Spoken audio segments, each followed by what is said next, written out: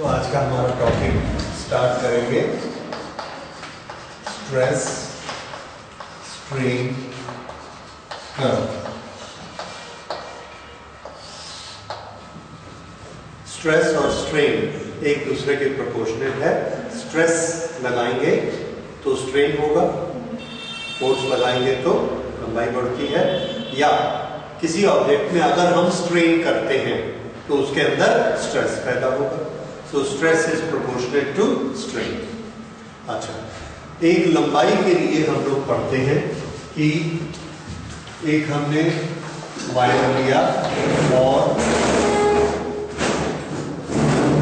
Wire को लेके इसकी लेंथ है और इसके नीचे हमने वेट लगाया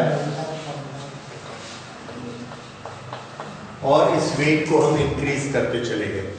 जब हम इसमें वेट ऐड करते जाएंगे इसका फोर्स इंक्रीज होते जाएगा और इसकी लेंथ भी इंक्रीज होते जाएगी। ओके, यहां पर जो लेंथ इंक्रीज हो रही है डेल्टा एल, उसको और जो हमने फोर्स लगाया उसको, उसका हमने टेबल बनाया।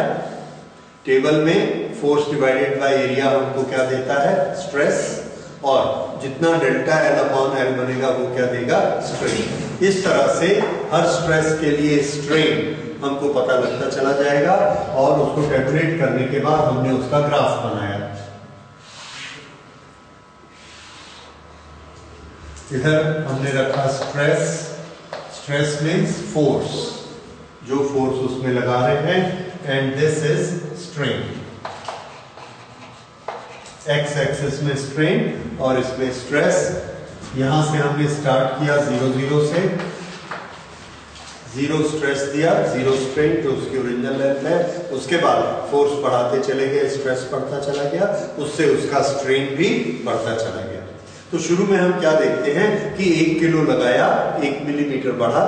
फिर जब 1 किलो लगाया तब भी 1 मिलीमीटर और बढ़ गया, फिर 1 किलो लगाया, फिर 1 मिलीमीटर और बढ़ गया। तो हर 1 किलो के लिए 1 मिलीमीटर, या जिस मटेरियल का जो भी है, लेकिन जितना शुरू में उतना ही बीच में, उतना बाद में, उतना ही बाद में, एक जैसा प्रोपोर्शन से बढ़ते जाता है। What we call it, this is directly proportionate. तो डायरेक्टली प्रोपोर्शनेट के कारण हमारा कर्व कैसा बनता है, it goes like a straight line. एक बार में जितना स्लोप, यहां से 1 किलो लगाया इतना बढ़ा, फिर 1 किलो और लगाया उतना बढ़ा, फिर 1 किलो और लगाया उतना बढ़ा। तो स्लोप सब जगह कैसे है, इक्वल, इतने स्ट्रेस तक। ओके, उसके बाद बढ़ते बढ़ते बढ़ते हम क्या देखते हैं कि एक लिमिट ऐसी आती है जब हम 1 किलो लगाते हैं तो वो 1 मिलीमीटर बढ़ने की बजाय 2 मिलीमीटर बढ़ जाता है। उस समय हमारा ग्राफ ये जो जा रहा था कैसा जा रहा था, 1 kilo 1 millimetre, 1 kilo 1 millimetre, 1 kilo 1 millimetre, 1 kilo 1 millimetre, अब 1 किलो 2 मिलीमीटर। तो ये ऐसा हो गया, ये समझ आया। तो ये एक लिमिट आती है, उस लिमिट के बाद ये ऐसा हो जाता है। इसका मतलब अब हम 1 किलो लगाते हैं तो वो ज्यादा जाता है, 2 मिलीमीटर बढ़ जाता है, ये आधा। अच्छा, उसके बाद और हम लगाते हैं 1 किलो। अब हम देखते हैं कि हमने 1 किलो लगाया तो वो ये ज्यादा बढ़ गया, 3 मिलीमीटर, और उसके बाद 1 किलो लगाने से 3 मिलीमीटर बढ़ता है, फिर नीचे नहीं आएगा कभी भी, ऊपर तो जरूर जाएगा लेकिन इसका स्लोप बहुत कम हो जाएगा। So this will go like this.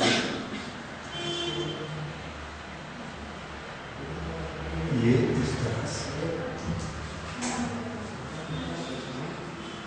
इसका ये मतलब है कि यहां से हम जब फोर्स को इतना करते हैं तो इतना ज्यादा स्ट्रेन हो जाता है, फिर जब उतना ही स्ट्रेस को बढ़ाते हैं तो इतना ज्यादा स्ट्रेन हो जाता है, ये यहां तक। उसके बाद हम थोड़ा सा ही और बढ़ाते हैं, इतना लंबा स्ट्रेन हो गया। और उसके बाद जब हम इतना स्ट्रेस कर देते हैं, इतना स्ट्रेस कर देते हैं तो ये ऑब्जेक्ट टूट जाता है, ये तार टूट जाती है। तो ये वाला जो पॉइंट है, जो सबसे ज्यादा स्ट्रेस यहां पर आता है, this point is known as breaking stress. ये ब्रेकिंग स्ट्रेस को शो करता है। अब उसके बाद ये वाला जो पॉइंट है, दिस इज ब्रेकिंग पॉइंट।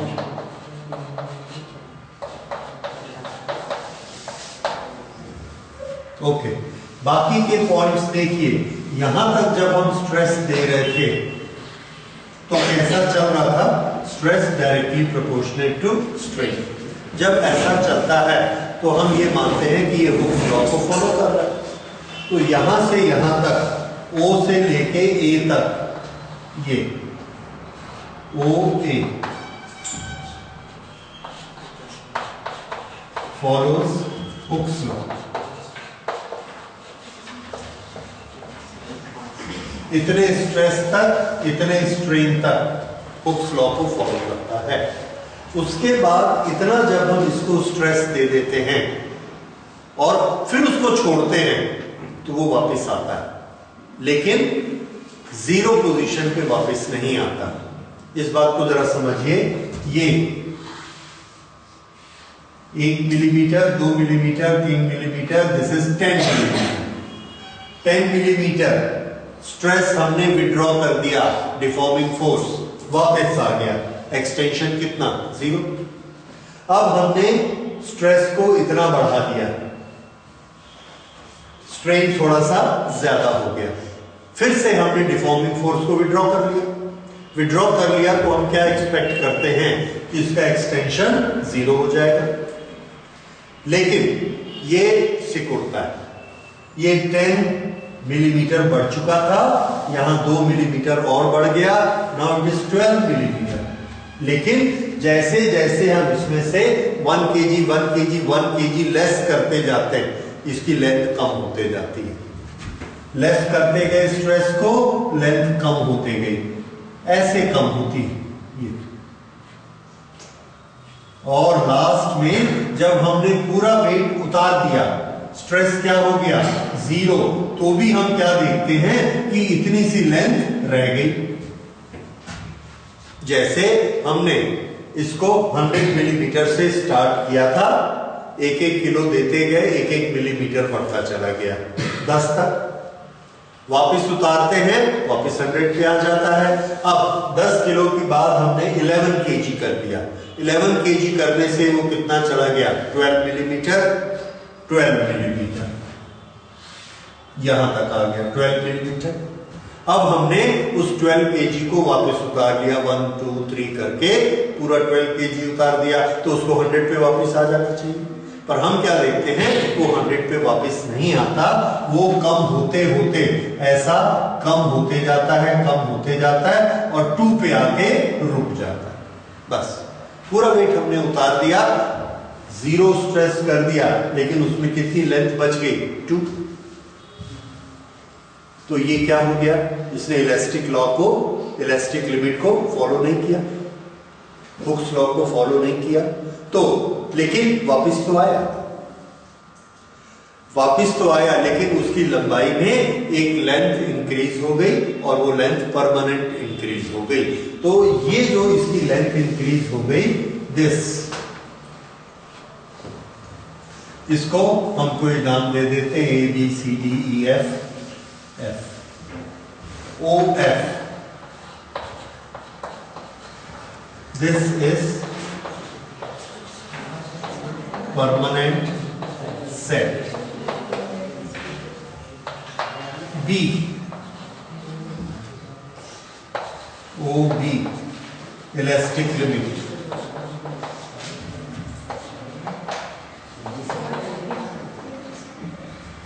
तो B तक का स्ट्रेस अगर हम वापस हटा दें, डिफॉर्मिंग फोर्स, तो ये इसकी लेंथ वापस डिक्रीज होगी। हुक्स लॉ तक की हटाएंगे तो 0 इंक्रीज आ जाएगा, तो यहां से यहां तक का पोर्शन हुक लॉ, उस समय तो प्योर इलास्टिक है, लेकिन A से B तक भी इलास्टिक बिहेवियर तो है, लेकिन उसके अंदर थोड़ी सी लेंथ उसकी बढ़ चुकी है, दैट इज परमानेंट सेट। अब उसकी लंबाई परमानेंट इतनी सी बढ़ गई, 100 की बजाय 102 मिलीमीटर की तार हो गई, लेकिन 112 से लौट के आए 102 तक, तो इलास्टिक तो है विद परमानेंट सेट। ये एक छोटा सा पोर्शन होता है यहां से। ओके, अब हमने इसके बाद स्ट्रेस को बढ़ाया, फोर्स को बढ़ाया, थोड़ा सा फोर्स बढ़ाया और देखा ये लेंथ ऐसे ऐसे बढ़ गई, और उसके बाद उस स्ट्रेस को वापस किया तो ये वापस नहीं आया। इसका मतलब अब क्या चीज उसकी खत्म हो गई, इलास्टिसिटी खत्म हो गई, now it has become a sort of plastic. Okay, इस तरह से हम स्ट्रेस बढ़ाते हैं। तो for a small stress there is a lot of strain, B से लेके C तक,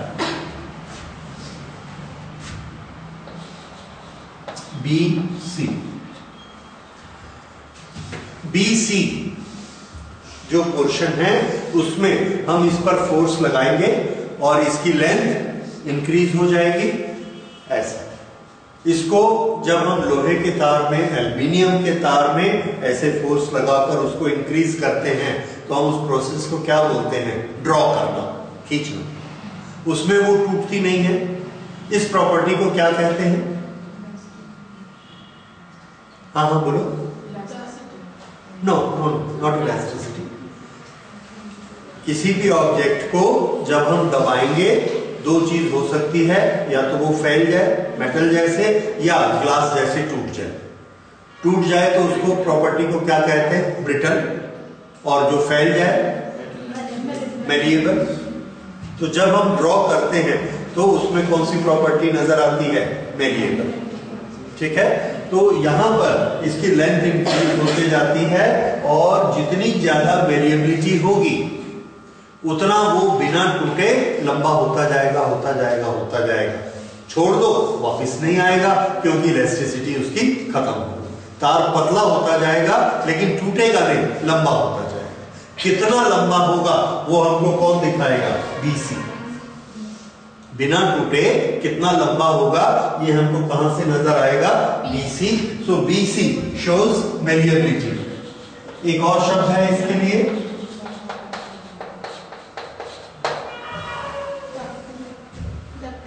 हाँ, मैलिएबिलिटी और डक्टिलिटी।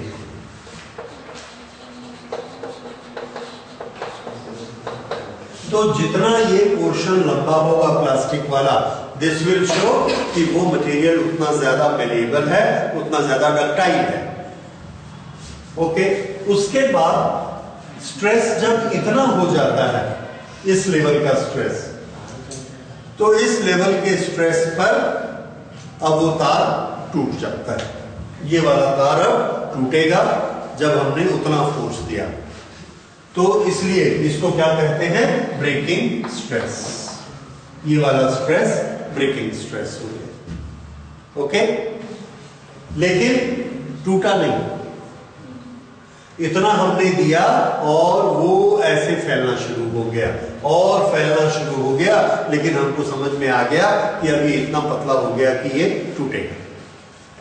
उसके बाद हमने तुरंत 1-2 किलो स्ट्रेस कम कर दिया, 1-2 किलो स्ट्रेस को कम कर दिया, लेकिन उसका टूटना नहीं रुका क्योंकि वो ऑलरेडी पतला हो चुका है। तो 2 किलो कम करने से भी उसको कोई अंतर नहीं पड़ा, वो टूट ही गया इस पॉइंट पे आकर।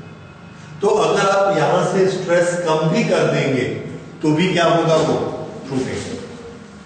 लेकिन टूटना स्टार्ट करने के लिए हमको इतना लोड देना पड़ेगा।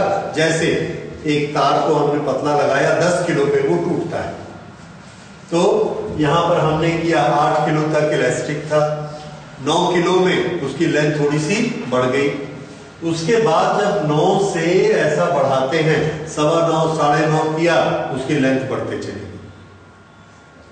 ऐसा बढ़ गया फिर रुक गया, बढ़ गया फिर रुक गया, फिर हमने 10 किलो कर दिया।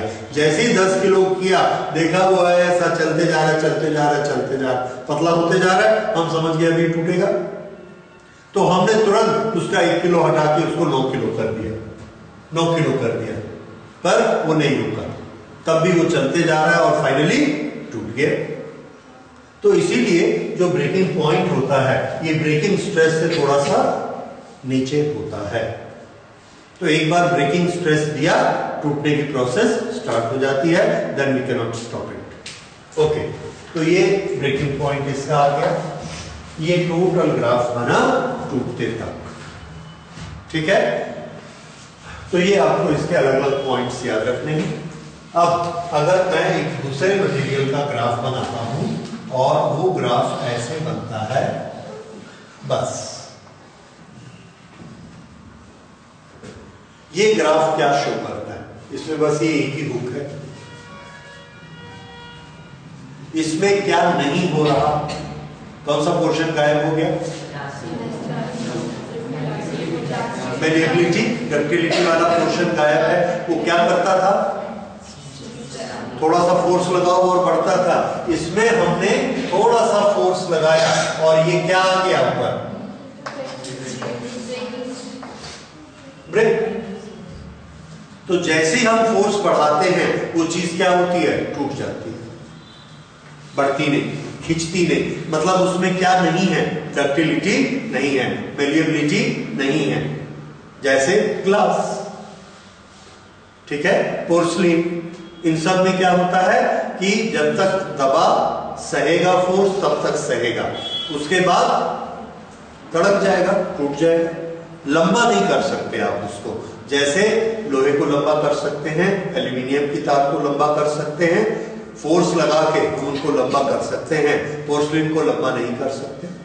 तो उसका ग्राफ ऐसा बनेगा, थोड़ा सा आपने स्ट्रेस लिमिट के ऊपर बढ़ाया और क्या आ जाएगा, उसका ब्रेकिंग पॉइंट आ जाएगा, वो टूट जाएगा।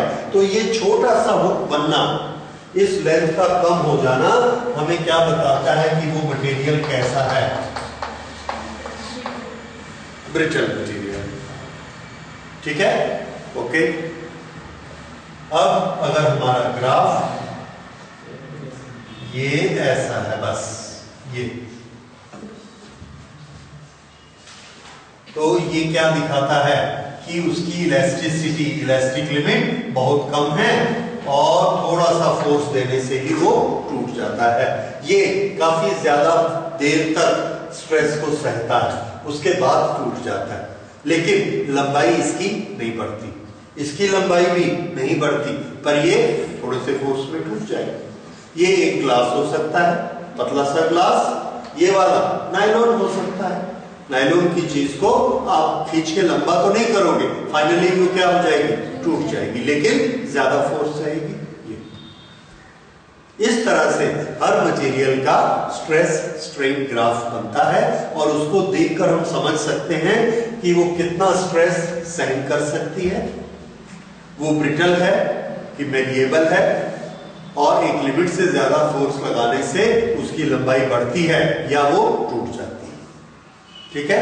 ये स्ट्रेस स्ट्रेन ग्राफ का बेनिफिट है। ओके,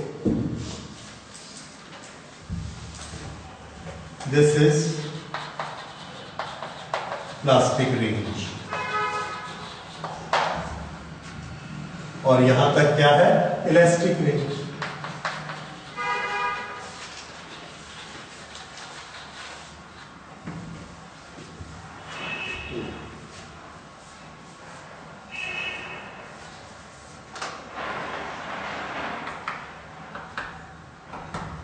अच्छा, अब ये ग्राफ पढ़ने के बाद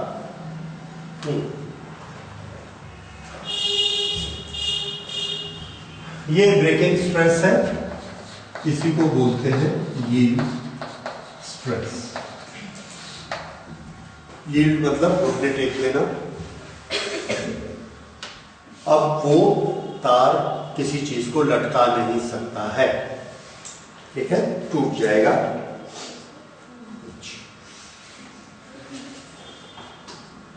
ओके, ये हमको टेंसाइल स्ट्रेस देता है। स्ट्रेस क्या होता है? Force upon area. तो अगर हमसे टेंसाइल फोर्स पूछा जाएगा, तोड़ने वाला फोर्स, तो वो हम कैसे निकालेंगे? Force is equal to stress into area.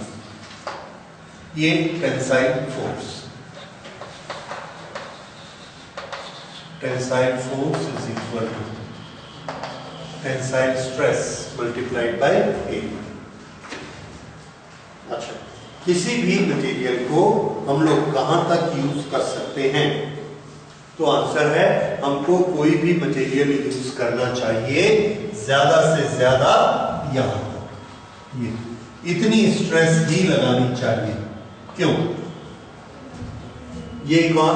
Elastic limit के अंदर है। जब भी हम डिफॉर्मेशन फोर्स हटाएंगे वो वापस अपनी ओरिजिनल लेंथ पर आ जाएगा। जैसे कल मैंने बताया था कि हमने ब्रिज बनाया हुआ है और इस ब्रिज में से जब भी कोई गाड़ी जाएगी ये ऐसा हो जाता है, और जब ये यहां से चली जाएगी तो ये वापस आ जाएगी। क्यों? क्योंकि ये सारा ये जो एक्सटेंशन है ये इस लिमिट के अंदर ही होता है, इसके अंदर ही होता है। ये इतनी लंबाई बढ़ी वापस आ गया, इतनी लंबाई बढ़ी वापस आ गया। पर अगर लंबाई इतनी बढ़ गई तो यहां तक वापस आ जाएगा। There will be a permanent set. ठीक है? इस तरह से तो अगर आप किसी ब्रिज पर जाते हैं और देखते हैं वो ब्रिज ऐसा ऐसा है, इसका मतलब ये है कि उस पर से कभी उस पर लोड पड़ा है। वो लोड कितना है? More than the elastic limit. इसलिए उसमें एक परमानेंट सेट आ गया, उसकी लंबाई परमानेंट बढ़ गई है। ओके, तो हमें यहां तक यूज करना चाहिए। इलास्टिसिटी को हम किस तरह से यूज कर सकते हैं? तो इलास्टिसिटी को यूज करने के लिए एप्लीकेशन, इलास्टिक बिहेवियर मटेरियल का इस ग्राफ से हमको पता लगता है। इलास्टिसिटी से क्या होता है? तो आंसर है इलास्टिसिटी फोर्स के कारण ही हम मशीनें बना सकते हैं, और अलग अलग तरह के हर तरह की मशीन और फास्टनर, फास्टनर मतलब एक दूसरे को बांधने वाली चीज, जैसे नट बोल्ट। नट बोल्ट का कंस्ट्रक्शन याद करिए। हमने एक बोल्ट लिया और उस पर नट लगाया, बोल्ट पर ऐसे चूड़ी बनी होती है, थ्रेड,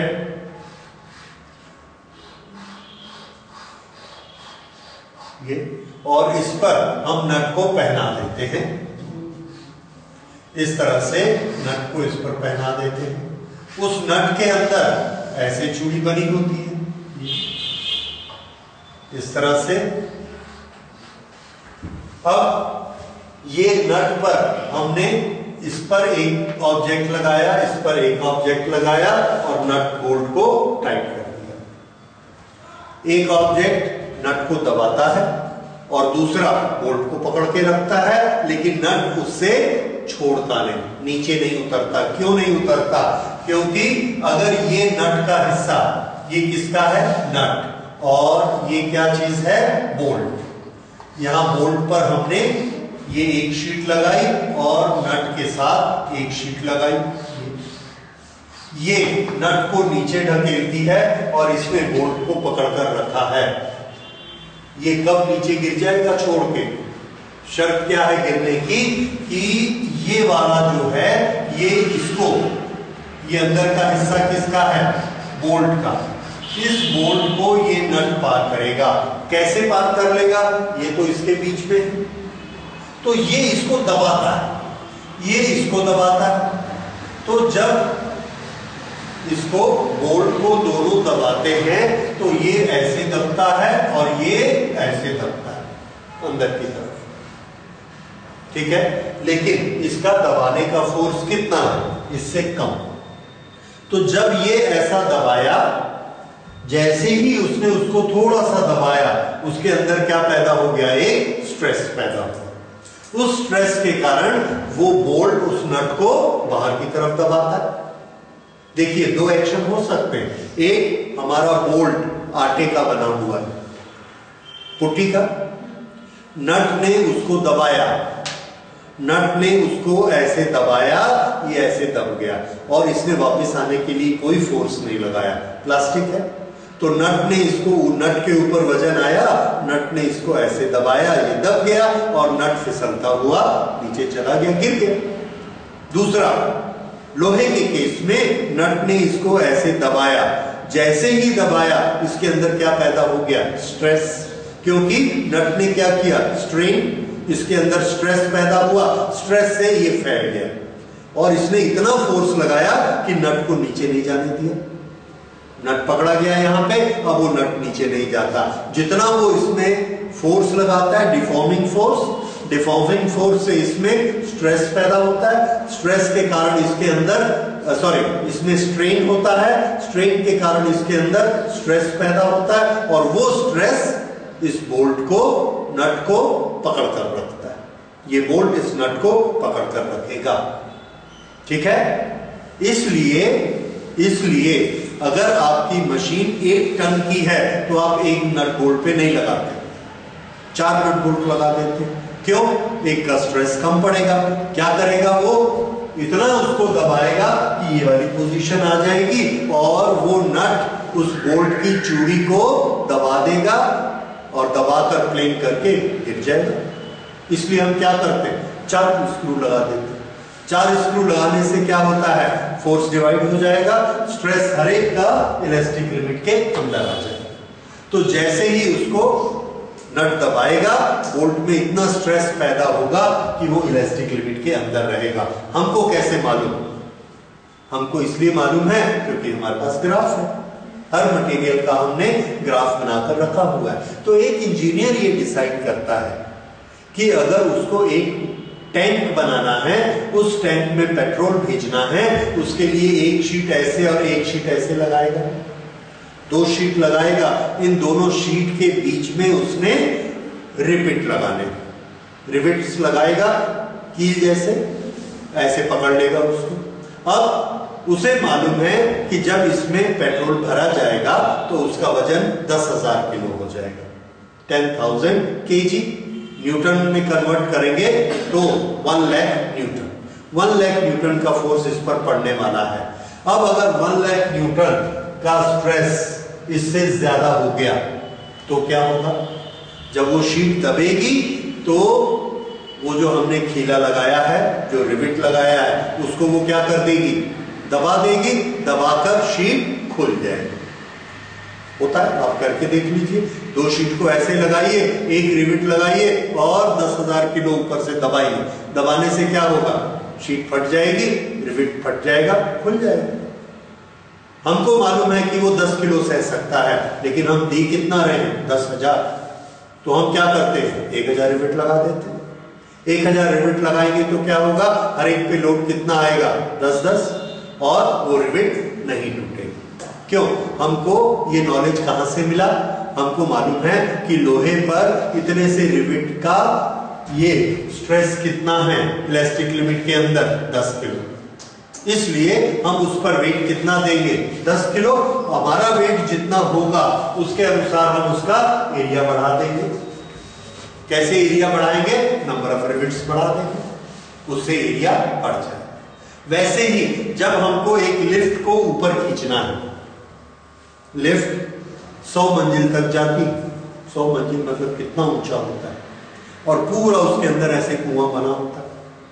और उसके अंदर सबसे ज्यादा खतरा क्या होता है कि अगर लिफ्ट को उठाने वाली रस्सी टूट गई तो जितने लोग लिफ्ट में हैं सबकी डेथ पक्की है। इसलिए वहां बिल्कुल हम रिस्क नहीं ले सकते। वहां एक्शन क्या होता है, लिफ्ट नीचे दबाती है, दैट इज ए लोड। वो लोड इसमें रस्सी में स्ट्रेन पैदा करता है, उस स्ट्रेन के कारण उसमें स्ट्रेस आ जाता है। ओके, अब ये लोड और स्ट्रेस बराबर होते हैं। तो जब हमने लोड को इंक्रीज किया और वो लोड इतना ज्यादा हो गया तो क्या होगा रस्सी के साथ, रस्सी लंबी होती जाएगी और टूट जाएगी। तो हमको लोड कितना देना चाहिए, हमको लोड इसके अंदर ही देना चाहिए। अब ये ग्राफ होगा तो हमको पता लगेगा कि लोड कितना देना चाहिए, क्योंकि इलास्टिसिटी का ग्राफ हमको बताता है कि इलास्टिक लिमिट कितनी होती है। तो इलास्टिक लिमिट का नॉलेज ही हमको बताता है कि अगर आप एक लोहे की रस्सी लेंगे तो इस रस्सी का स्ट्रेस 100 kg है। अब अगर हमको 1000 kg की लिफ्ट बनानी है तो हम ऐसी 10 रस्सी को मिलाकर एक मोटी रस्सी बना लेंगे। तो हम किसकी इलास्टिक लिमिट में पहुंच गए? 1000 kg। बात समझ में आ रही है? वो नॉलेज ही हमको बताता है इलास्टिसिटी का कि हमको कितनी मोटी रस्सी यूज करनी है। तो हमको जितना हम स्ट्रेन दे सकते हैं उसके अनुसार हम स्ट्रेस फिक्स करते हैं कि ये 10 kg स्ट्रेस हमको देना है, इससे ज्यादा नहीं देना। कितना देते हैं हम लोग सेफ्टी के हिसाब से।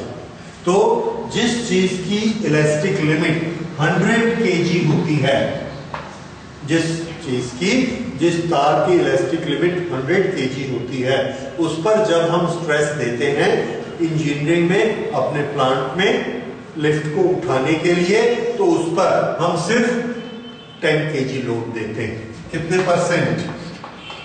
10% ऑफ द इलास्टिक लिमिट। बस अगर उससे ज्यादा लोड देना है तो हम क्या करेंगे? एक रस्सी की जगह 2 रस्सी। लेकिन हमेशा हम अपना वर्किंग लोड कितना लेंगे? 10% of the total elastic limit. इतनी ज्यादा सेफ्टी हम लेकर चलते हैं क्योंकि हमारी जान उस पर है। इसलिए हमारे जो इंटरनेशनल सेफ्टी लेवल्स हैं वो कितने हैं? 10% of the total elastic limit. ये हमारा सेफ्टी है। लिख लीजिए एप्लीकेशन ऑफ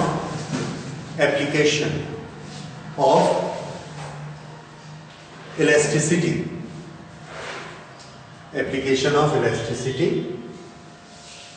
उसमें नोट करिए the knowledge of elasticity. The knowledge of elasticity and stress strain graph. Knowledge of elasticity and stress strain graphs tells us the elastic limit of various materials.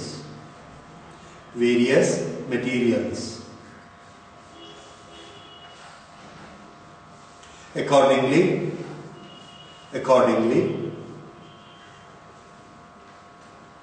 we use them in the industry.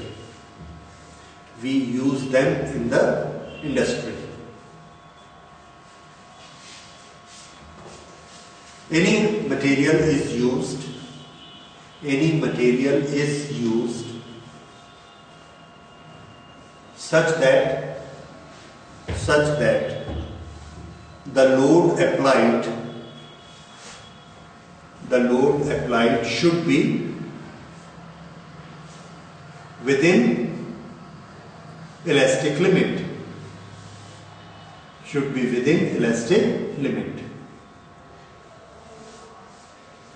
As safety,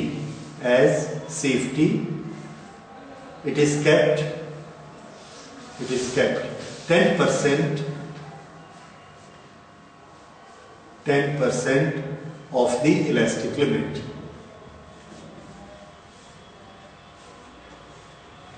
But it may change from use to use. जैसे अगर हमने lift बनानी है और खुद उसमें चलना है तो हम 10% रखते हैं लिमिट। पर अगर एक क्रेन की रस्सी है जिसमें सामान उठाना है, अगर उसमें कम खतरा है तो हम 20% कर सकते हैं। तो उसमें यह है कि हमको 10 रस्सी जोड़कर बनाने की बजाय 5 रस्सी जोड़कर एक रस्सी बना लेंगे, हमारी कॉस्ट कम हो जाएगी। ऐसा किया जाता है। तो अलग अलग देशों के अलग अलग इंजीनियर्स के अपनी अलग अलग सेफ्टी लिमिट्स होती है। उसके अनुसार वो मोटा या पतला कॉलम बनाते हैं बिल्डिंग बनाने के लिए। तो हम लोग अपने घर के जो कॉलम बनाते हैं हम सेफ्टी लिमिट ज्यादा लेते हैं, इंडस्ट्री वाले हमारे से भी ज्यादा लेते हैं। पर अगर किसी ने सस्ता मकान बनाना है तो वो छोटा पिलर बनाता है, उस पर भी वो लोड ले लेता है। तो हमको लगता है कि वो छोटे लिमिट पे लोड ले रहा है, हमने इतना मोटा पिलर क्यों बनाया था। तो वो कहां तक लोड लेता है, वो यहां तक लोड लेता है इलास्टिक लिमिट के अंदर, हम यहां तक लोड लेते हैं। तो हमारी सेफ्टी लिमिट बहुत ज्यादा है। अगर हम इतना लोड बढ़ा देंगे तो भी इलास्टिक लिमिट के अंदर रखेंगे, वो अगर इतना सा लोड बढ़ाएगा तो क्या हो जाएगा, टूट जाएगा, ब्रेकिंग पॉइंट आ जाएगा। तो ये सेफ्टी लिमिट होती है। ओके, दूसरी चीज, एक और चीज जो हमने स्टडी करनी है, that is depression in the beam. Depression in the beam क्या होता है? डिप्रेशन इन द बीम, ये एग्जांपल है। सबसे ज्यादा हम यूज करते हैं अपने घर की छत। अपने घर की छत में दो तरफ दीवार या खंभे बनाते हैं और बीच में ऐसे एक लोहे का टुकड़ा डालते हैं और उसके ऊपर छत बनाते हैं।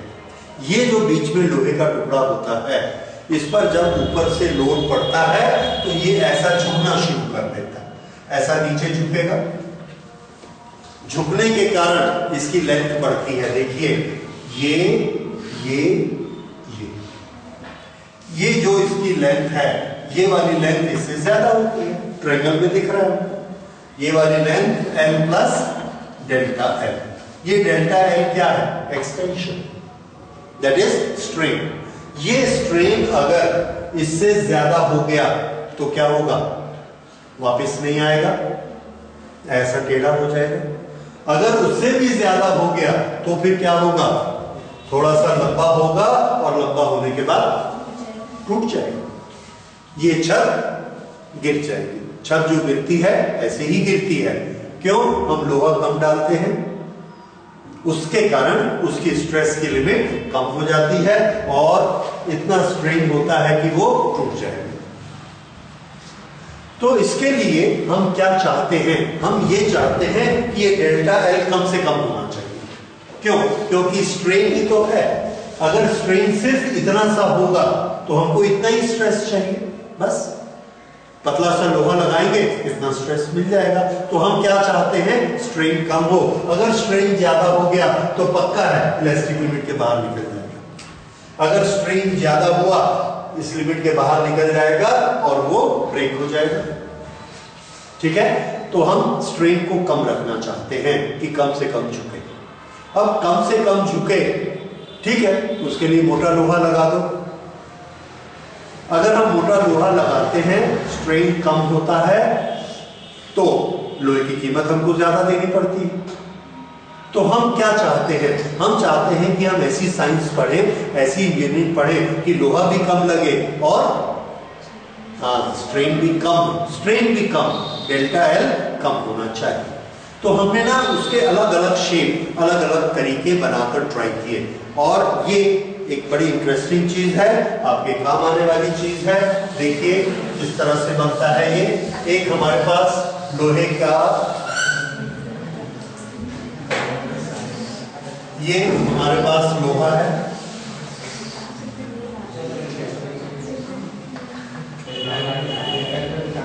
इसकी लंबाई, चौड़ाई, मोटाई ऐसा कुछ एक रॉड है और इस रॉड को हमने दो पिलर पे रखा, छत बना दी। ये लोहा हमने लिया, मान लीजिए 100 kg,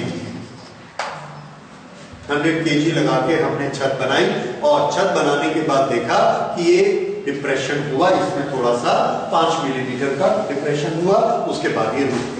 मतलब 5 मिलीमीटर जब इसमें स्ट्रेन पैदा होता है तो इसके अंदर इतना स्ट्रेस पैदा हो जाता है कि वो सारी छत के वजन को संभाल लेता है। ठीक है, 5 मिलीमीटर। तो हमने कहा ठीक है, इतना चलेगा। याद रखिए, हर मकान की छत ऊंची आती ही है जब भी हम लोड डालते हैं, फ्लैट एकदम नहीं हो सकती, थोड़ा सा स्ट्रेन आएगा ही आएगा, भले वो थोड़ा सा कम हो, जितना भी हो। ओके, ये इसमें आया, हमको कितना लोहा खरीदना पड़ा? 100 kg। अब हमने क्या किया कि इसी 100 kg की बजाय हमने लोहा खरीदा और उसकी शेप दूसरी बनाई। यहां से ये जो शेप ऐसी दिख रही थी, ये इसमें लोहा भरा हुआ था, हमने क्या किया, ये ऐसा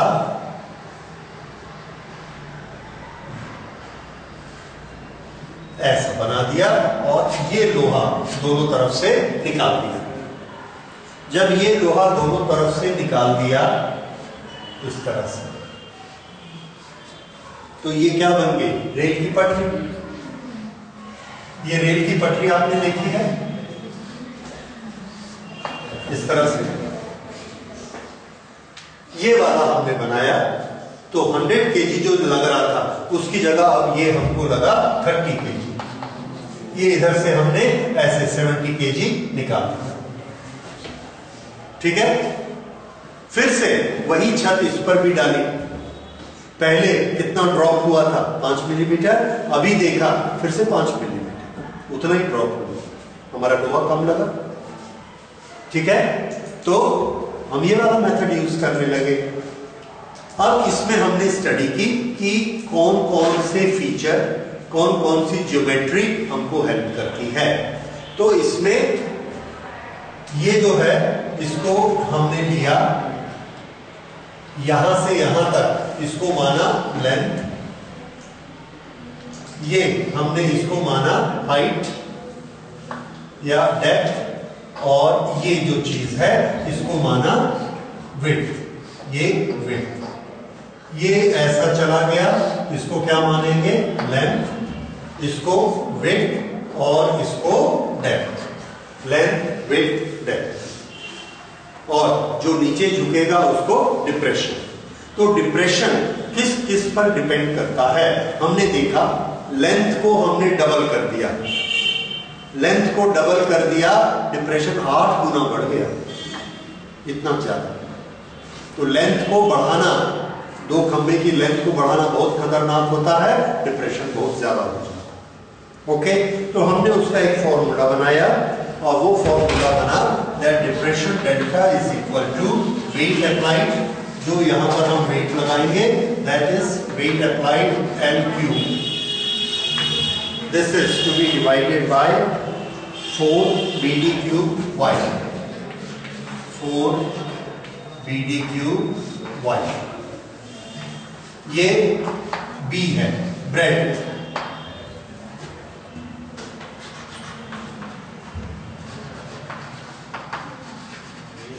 weight, that is load. B, breadth, L, length, D, depth। ये D डेप्थ या हाइट ऐसा मान लीजिए, और Y यंग्स मॉडुलस।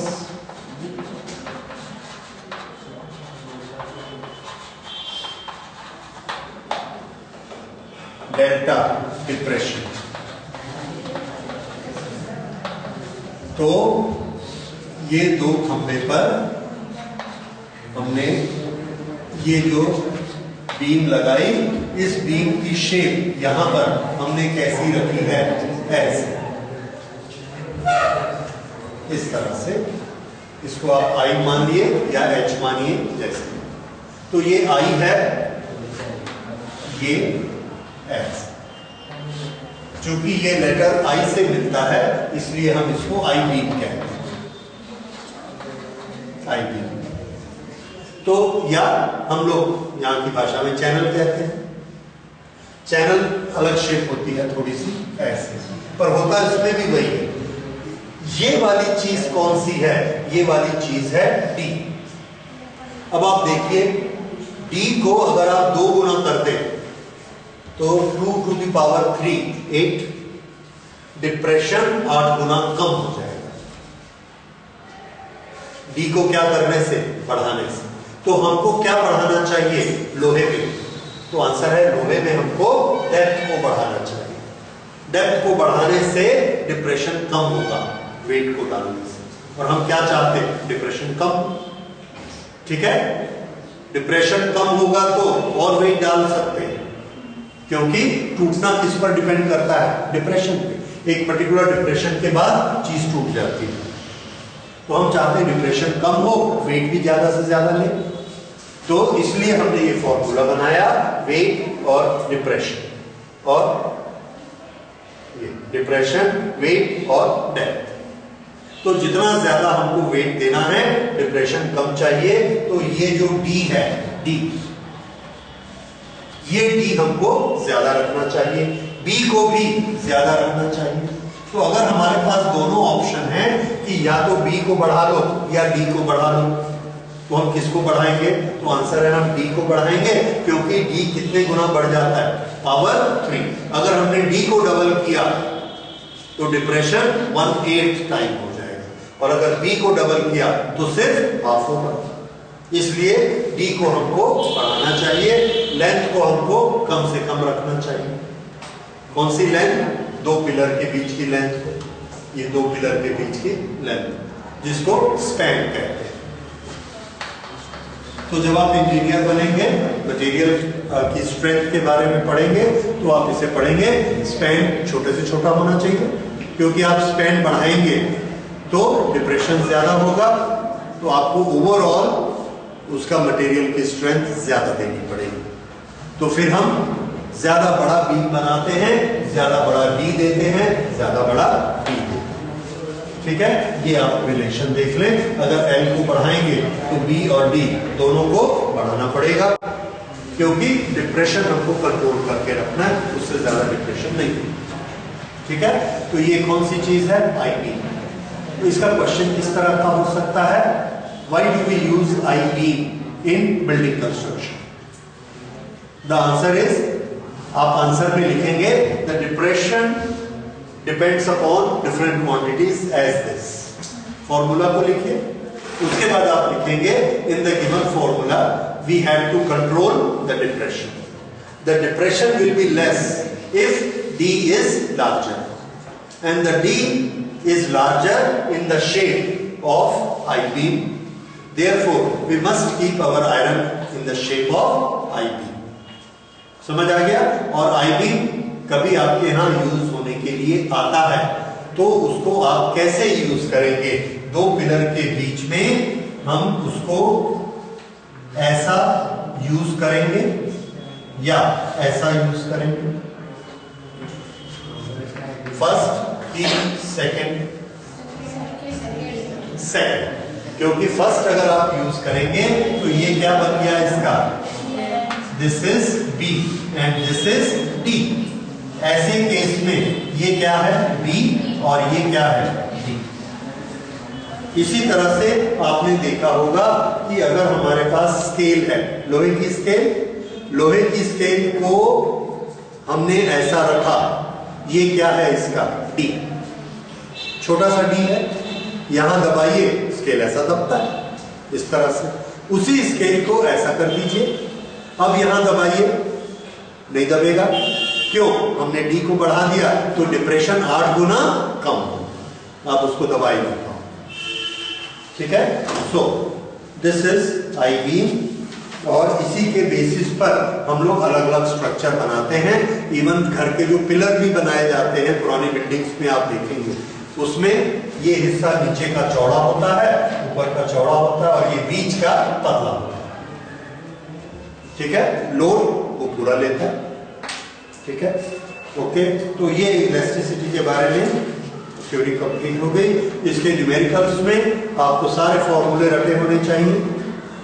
अगर फॉर्मूले रटे हैं तो न्यूमेरिकल हम सब बना सकते हैं, and we take 1 class for numericals exclusive. ठीक है, ओके।